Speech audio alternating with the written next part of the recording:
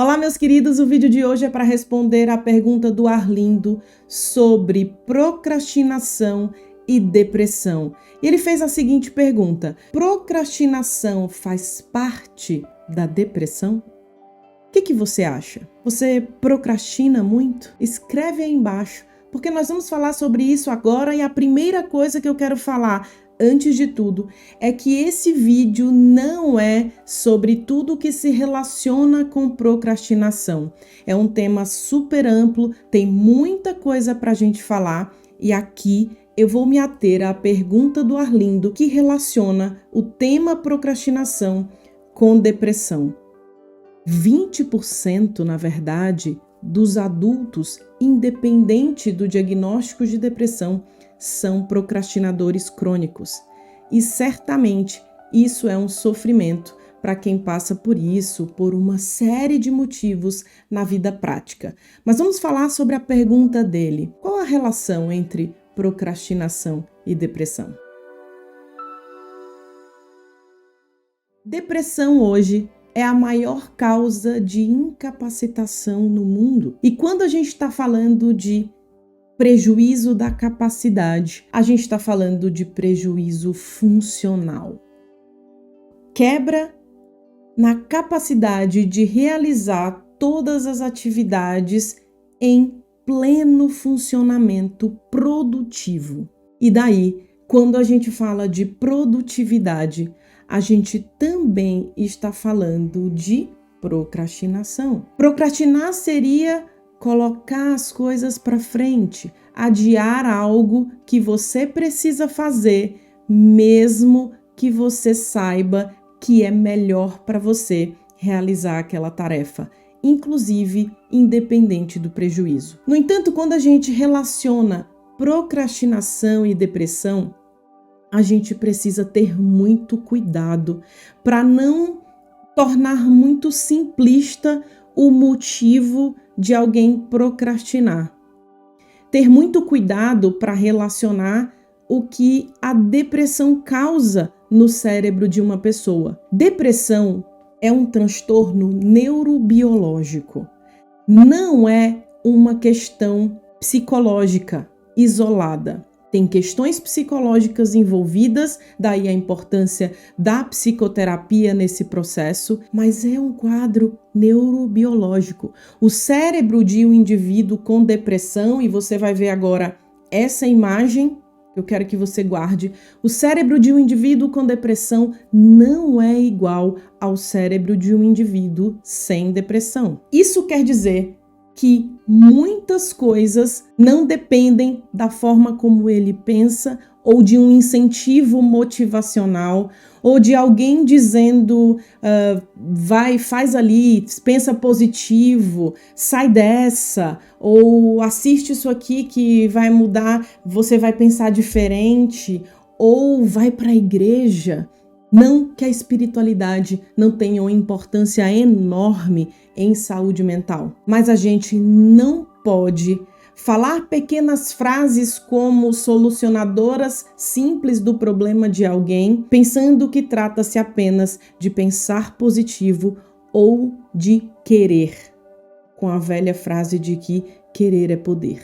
Isso porque esse cérebro alterado tem mudanças em estruturas importantes ligadas à motivação, ligadas à capacidade de analisar uma situação, ligadas ao humor, daí o humor deprimido ou humor irritado, e também um prejuízo que tem uma relação muito direta com empurrar as coisas para frente, que é a capacidade de perceber quão positivo será aquele comportamento e o resultado daquela tarefa, porque há um prejuízo na área ligada ao prazer, circuito de recompensa. Então a pessoa não consegue analisar muito bem a recompensa. Geralmente ela está mais voltada a recompensas imediatas ali, especialmente alimentares.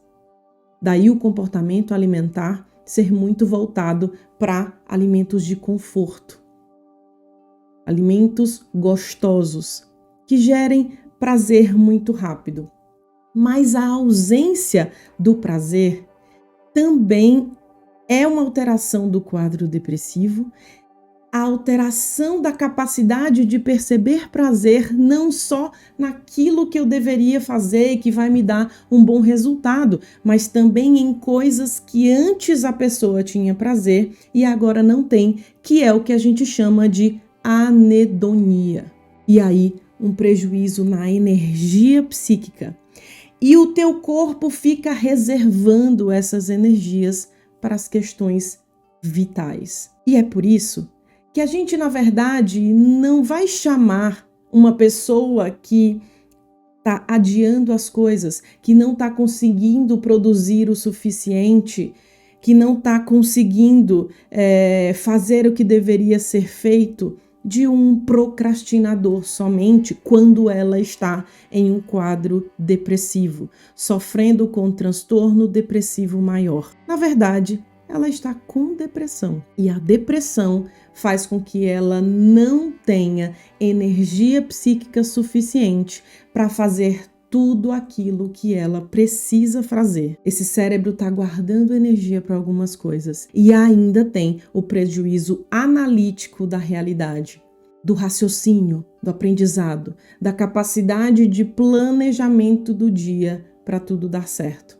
E aliado a isso, na depressão, uma coisa que contribui para a pessoa fazer as coisas mais tarde ou ficar adiando é a crença negativa. Muitas crenças negativas. A retroalimentação de pensamentos que são pessimistas, de pensamentos ruins a respeito da pessoa e da própria realidade. Um sentimento persistente de desesperança que alimenta esse prejuízo produtivo.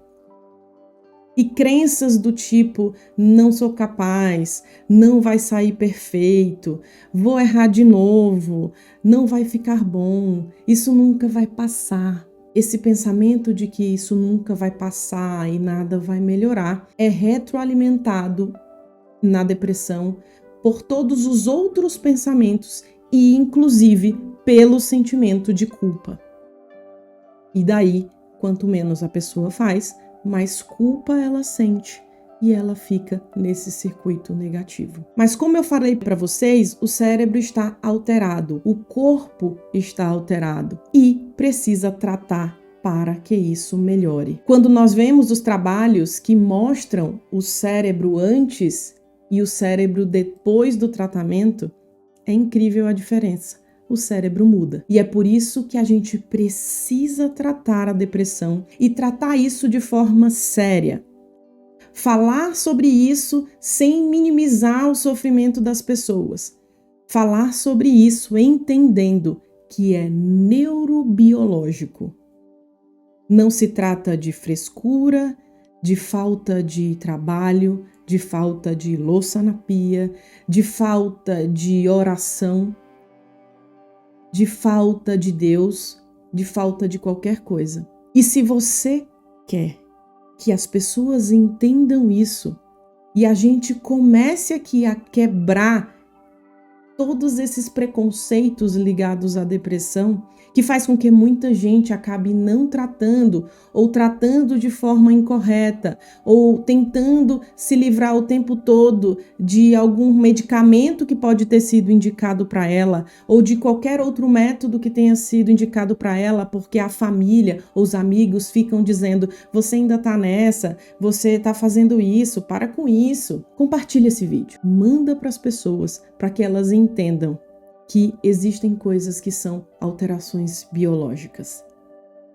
E a gente precisa educar essa sociedade para entender sobre depressão e reduzir o impacto que esse quadro tem hoje no mundo, na produtividade das pessoas, na qualidade de vida das pessoas, no pensamento sobre vida. Porque, na verdade, o contrário de depressão não é felicidade. O contrário de depressão é vitalidade, que se você observar no olhar de alguém com um quadro depressivo, você não encontra vitalidade, mesmo que ela sorria. Então, sorrir não é um sinal de que uma pessoa não está deprimida. É ela que está vendo os prejuízos na vida dela. Então vamos incentivar que as pessoas tratem, cuidem, entendam, para que esse cérebro mude, para que a produtividade mude, para que ela não se sinta um procrastinador e comece a achar que a culpa é o tempo todo dela e a gente melhore a qualidade de vida nesse mundo. Se é a sua primeira vez aqui nesse canal, seja muito bem-vinda, seja muito bem-vindo e convido você a inscrever-se aqui no botão vermelho, ativa o sino das notificações e eu aguardo você em nosso próximo vídeo. Até lá!